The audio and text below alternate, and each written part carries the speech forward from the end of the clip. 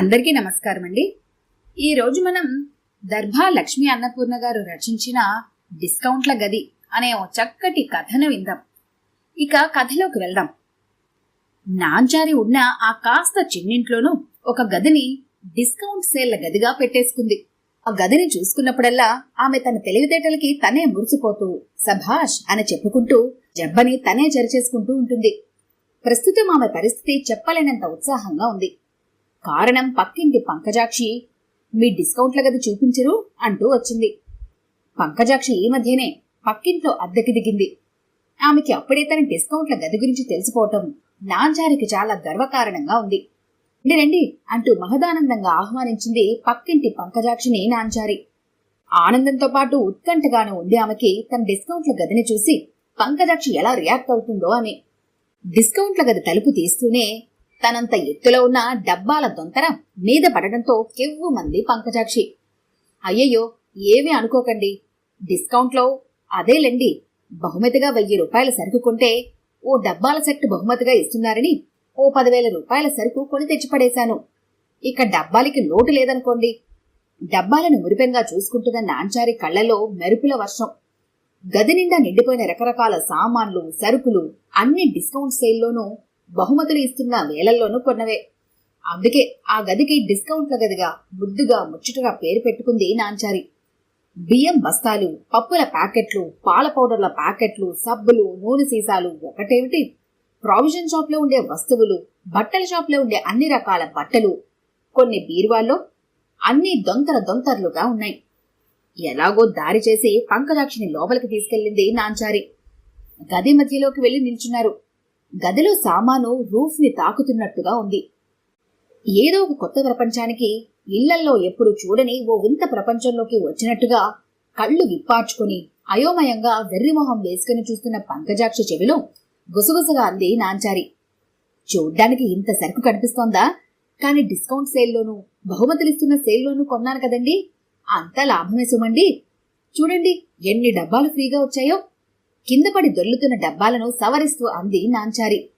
తన పక్కన తనంత ఎత్తు ఉన్న కార్న్విటా ప్యాకెట్లోంచి ఒక ప్యాకెట్ తీసి యథాలాపంగా చూసిన పంకజాక్షి మనసులోనే ఉలిక్కి పడింది. అది 2 ఏళ్ల క్రితం నాటిది. ఆ ఉలికిపాటుని గ్రహించిన నాంచారి అంది, ఎక్స్పైరీ డేట్ అయ్యేలోపుగా ఇచ్చేయాలని పాలల్లో ఓ 10 చెంచాల చొప్పున వేసి ఇచ్చేస్తూ ఉంటానులేండి. లాభానికి లాభం, బలానికి బలమును. కాని పిల్లలు చూస్తే అలా లేరే అనిపించింది పంకజాక్షికి. వాళ్లు 2 నెలలకోసారి జగటి విరేచనాలతో హాస్పిటల్లో చేరుతుంటారని పంకజాక్షికి ఇంకా ఎవరూ చెప్పలేదు. వాళ్ళని చూస్తుంటే ఎందుకో విసుగ్గా, నిరాసక్తంగా, నీరసంగా, ఈ జీవితంలో మాకు సంతోషం కలిగించేదంటూ ఏమీ లేదన్నట్టు మొహాలు వేలాడేసుకుని ఉన్నారు. అసలు పిల్లకాయలంటే ఎలా ఉండాలి? చెంగున గంతులేస్తూ, దేనికో దానికి ఫిల్లుమని మారాం చేస్తూ, కోరింది దొరకగానే భల్లుమని నవ్వేస్తూ, ముందున్న కాలమంతా మాదే అన్నట్టుగా ఉండాలి. అలాంటిది వాళ్ల కళ్లల్లో ఏ ఆసక్తి లేదు. డిస్కౌంట్ రూమ్ లో ఉన్న వస్తువులన్నింటినీ చూస్తూనే ఆలోచనలోకి వెళ్లిపోయిన పంకజాక్షి ఒక్కసారిగా కెవ్వున అరిచి గాల్లోకి లేచింది. దున్నపోతుల్లో ఉన్న 2 ఎలుకలు రన్నింగ్ రేస్ చేసుకుంటూ పంకజాక్షి కాళ్ల మించి వెళ్లిపోయాయి. నాంచారికి విషయం అర్థమైపోయింది. విరగబడి నవ్వేస్తూ, మరీ అంత భయమైతే ఎలా అండి అంది. ఎలక మహారాజులు ఈ గదిలో సుష్టిగా భోంచేస్తూ మత్తుగా నిద్రిస్తున్నాయనటానికి ఆ గదిలో కింద అటు ఇటు చిమ్ముకుపోయిన పప్పులు, బిస్కెట్ ముక్కలు, చాక్లెట్ల రేపర్లు నిదర్శనంగా ఉన్నాయి. అన్ని డిస్కౌంట్లో వచ్చినవే కదండి, కాసిన్ని అవి తింటే మటుకు నష్టమేమిటి? పిల్లలకి ఏం కావాలన్నా ఈ గదిలోకొచ్చి షాపులోంచి తీసుకున్నట్టుగా తీసుకుంటారు గర్వంగా చెప్పింది నాంచారి. డిస్కౌంట్ రూమ్ చూడటం అయి ముందు గదిలోకి వచ్చాక నాంచారి మళ్లీ ఆ రూంలోకి వెళ్లి ఓ ప్లేటు నిండా రకరకాల బిస్కెట్లు, జంతికలు పెట్టుకుని వచ్చింది. పంకజాక్షికి ఎందుకు తినబుద్ధి కాలేదు. వాటిని చూడగానే ఆ డిస్కౌంట్ల గదే ఆమె కళ్ల ముందు మెదులుతోంది. నాంచారి బలవంతం మీద ఎలాగో ఒక బిస్కెట్టు, జంతిక తిన్నాను అనిపించింది. డిస్కౌంట్ల గదిని మరోసారి మెచ్చుకుని నిష్క్రమించింది పంకజాక్షి. ఆమెకి ఒక్క విషయం ఆశ్చర్యాన్ని కలిగించింది. ఇంట్లో ఇన్ని ఉన్నా పిల్లలెందుకలా ఈశ్వరో దేవుడా అన్నట్టుగా ఉన్నారు? అదే మాట తన పతిదేవుడితో అంటే అతగాడిచ్చిన వివరణకి పంకజాక్షి ఆశ్చర్యంతో చిత్తెరువైంది. అతగాడు చెప్పిన విషయం, మనిషికి జీవితంలో అన్నిటికన్నా ఆనందాన్ని, శక్తిని ఇచ్చే అంశం దేనికో దానికి ఆరాట పడుతుండటం, అందుకోసం ప్రయత్నిస్తూ ఉండటం. అందుకే మనిషికి భగవంతుడు ఆకలి అనేది పెట్టాడు. జీవితం ఎప్పుడూ పసందుగా ఉండాలంటే ఎప్పుడూ ఏదో ఒకటి అంది అందనట్టుగా ఉండాలి. పిల్లలకేముంటాయి అలాంటివి? చాక్లెట్లు, బిస్కెట్లును. అవి ఎక్కడో షాపులో దూరంగా ఉండి వాళ్ళని ఊరిస్తూ ఉండాలి. వాటిని కొనిపెట్టమని అమ్మని అడగాలి. కొననంటే పేచి పెట్టి మరీ కొనిపించుకోవాలి అన్న ఆలోచన పిల్లల్లో ఓ విధమైన ఉత్సాహాన్ని పుట్టిస్తుంది. అమ్మ అడిగింది కొనిపెడుతుందో లేదో అన్న దిగులు వాళ్లలో ఎంత లోతులకు వెళ్తుందో, కొనిపెట్టాక అడిగింది చేతిలోకి వచ్చాక ఉత్సాహం ఎంత ఎత్తై శిఖరాలకు చేరుతుంది. నీకు ఏది అతిగా సులభంగా అందుబాటులో ఉంటుందో దాని మీద ఆసక్తి పోతుంది. పైగా చిన్నపిల్లలు ఇలాంటి సూత్రాల్లోని లోపాలను సరిగ్గా అర్థం చేసుకోలేని వయసు వాళ్ళది. అబ్బా, ఎంత నిజం కదూ! అందుకే ఆ పిల్లలు అలా ఏ ఉత్సాహమూ లేకుండా ఉన్నారు. అతగాడు చెప్పింది అక్షరాలు నిజమన్నట్టు ఆ రోజు ఆ సంఘటన జరిగింది. పంకజంతో నాంచారి కూర్చొని మాట్లాడుతూ ఉండగా పిల్లలు ఆకలేస్తోంది, తినటానికి ఏమైనా కావాలంటూ పేచీ పెట్టారు. వెళ్ళండమ్మా, మన డిస్కౌంట్ రూమ్ ఉందిగా, దానిలోంచి ఏం కావాలంటే అవి తీసుకోండి గొప్పగా అంది నాంచారి. తనంత తెలివైన తల్లి ఏ ప్రపంచంలోనూ ఉండదో అన్నట్టు. ఛీ, అవి మాకొద్దు, మాకు షాపులో ఉన్నవే కావాలి. నాంచారిలో ఒక్కసారిగా కోపం ఉప్పెనలా పొంగుకొచ్చింది. తను చేసిన నిర్వాకం ఏంటో వీళ్ళకి అర్థమై చావట్లేదు అని తల కొట్టుకుంది. ఇవన్నీ కూడా షాపులోంచి తెచ్చినవేనరా వెర్రి మొహాల్లారా. అయినా సరే మాకు మేం షాపులోంచి కొని తెచ్చుకుంటేనే బావుంటుంది. పంకజానికి పతిదేవుడు చెప్పిన నగ్న సత్యం కళ్ల ముందు సాక్షాత్కరించింది. పిల్లలకి వాళ్ల మనసులో ఉన్నదేదో స్పష్టంగా చెప్పటం చేతకావటం లేదంతే. ఇదేం పేచియారా పిచ్చి మొహాల్లారా, కావలసినన్ని ఇంట్లోనే ఉంటే బయటికి పోతామని అఘోరిస్తారేమిటి అని పంకజం వైపు తిరిగి, మా పిల్లలు ఇలా పేచి పెట్టడం ఇదే మొదటిసారి ఆశ్చర్యంగా అంది. నాంచారి మాటకి పంకజం మనసులో అనుకుంది, వాళ్ల మనసులు ఇక భరించలేక తిరగబడ్డాయన్నమాట. నాంచారి ఇక భరించలేనట్టుగా సహనం కోల్పోయి వాళ్ల రెక్కల పుచ్చుకొని బరబరా డిస్కౌంట్ గదిలోకి లాక్కుని వెళ్లి చాక్లెట్ల గుట్టలని, బిస్కెట్ల గుట్టలని చూపించి ఏం కావాలో తీసుకోండి అని హుంకరించింది. వాళ్ళ గుట్టల వైపు ఓ తిరస్కారపు చూపు విసిరి ఆ పైన ఆ డిస్కౌంట్ల గదినంతటిని ఒకసారి కలియజూసి కోరస్ గా ఛీ అనేసి వెళ్లిపోయారు. తను కూడా ఒక డిస్కౌంట్ల గదిని ఏర్పాటు చేసుకోవాలన్న మనసు మూలల్లో ఎక్కడో దాగి ఉన్న ఒక ఆలోచన తన అస్తిత్వాన్ని రూపుమాపుకొని పంకజం మస్తిష్కంలోంచి నిష్క్రమించింది. నాంచారి డిస్కౌంట్ల జీవితంలో ఓ పెద్ద మలుపుకి పునాది అత్తగారి రాకతో పడింది. మీ డిస్కౌంట్ల రూమేది అని 10 ఏళ్ల అవతలావిడ అడుగుతున్నప్పుడు గర్వంతో పొంగిపోతున్న కోడల్ని చూస్తుంటే చిర్రెత్తుకొచ్చింది ఆండాలమ్మకి. కాని నోరెత్తే సాహసం చేయలేకపోతోంది.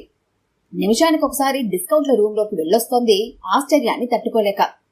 దానిలోకి వెళ్లిన ప్రతిసారి తను ఏదో ఒక గుంపులో చిక్కుకుపోయినట్టు, 4 పక్కల నుంచి తనని ఎవరో తోసేస్తున్నట్టు భ్రాంతి చెందుతూ భుజాలు కడుముకోసాగింది.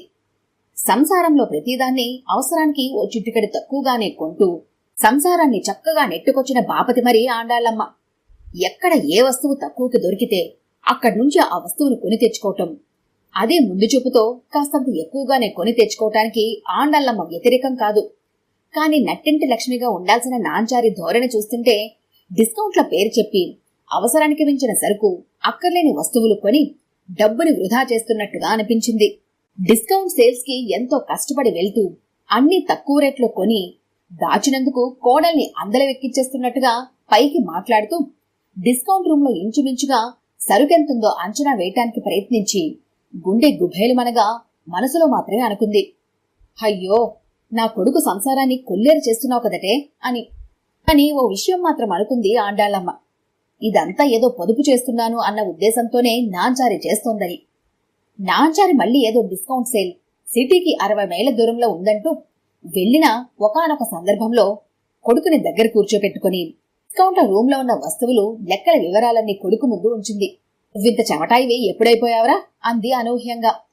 నరసింహానికి ఒక్కసారిగా నెత్తి మీద పిడుగుపడ్డట్టుగా అయింది. తన భార్య నిర్వాకాన్ని చూసి అమ్మ మెచ్చుకుంటుందన్న భ్రమలో గర్వంగా మొహం పెట్టబోయిన నరసింహం గతుక్కుమన్నాడు తల్లి మొహంలో భావ ప్రకటనను చూసి. అదేమిటమ్మా అంత మాట అనేసావు అన్నాడు. లేకపోతే ఏమిటి, ఇవన్నీ నీ చెమటతనానికి నిదర్శనం కాదు. డిస్కౌంట్ల పేరు చెప్పి వాళ్ల పాత సరుకంతా మన చేత కొనిపిస్తున్నారు. పైగా ఆ డిస్కౌంట్ ఇస్తున్న విషయం నిజమో కాదో కూడా తెలీదు ఒక్కోసారి.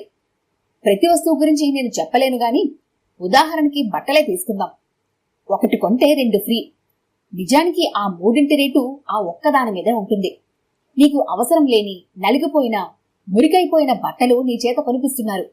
అవసరానికి మించిన బట్టలు కాదు నీ చేత కొనిపిస్తున్నారు.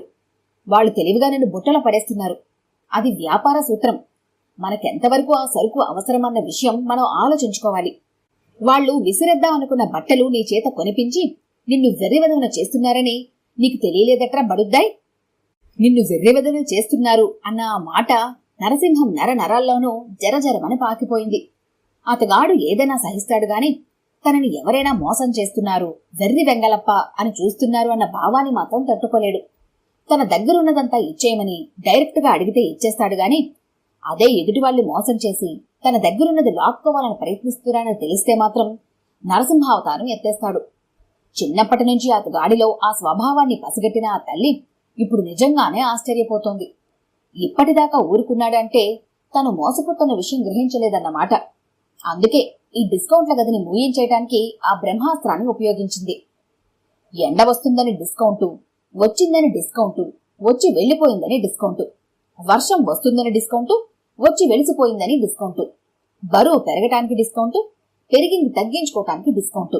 ఇప్పుడు ఉత్పత్తిదారులందరూ నీకంటే తెలివిగా నేను వినియోగదారుణ్ణి ప్రలోభ పెడతాను అంటుంటే నీకంటే నేనే ఎక్కువగా వాళ్ళని బడుద్దాయిల్ని చేస్తామని పోటీ పడుతున్నట్టుగా ఉంది ఈ డిస్కౌంట్ల ధోరణి చూస్తుంటే. ఇంతకాలం నాంచారి తెలివిగా వ్యవహరిస్తోందనుకున్నాను.